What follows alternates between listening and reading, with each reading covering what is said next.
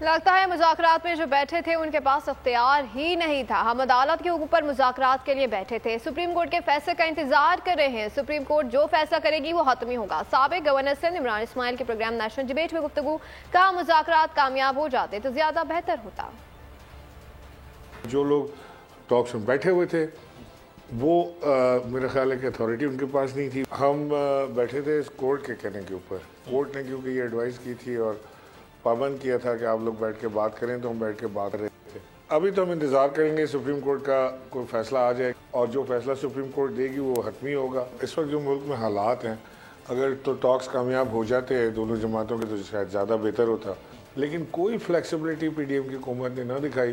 Talk شروع ہونے سے پہلے خواجہ آصف نے کہا کہ وقت کا ضیاع ہے اور اس سے کچھ نہیں نکلے گا, یہ فیل ہو جائیں گی. سبسکرائب کریں اور بیل دبائیں تاکہ کوئی خبر رہ نہ جائے. سبسکرائب کریں اور بیل دبائیں تاکہ کوئی خبر رہ نہ جائے.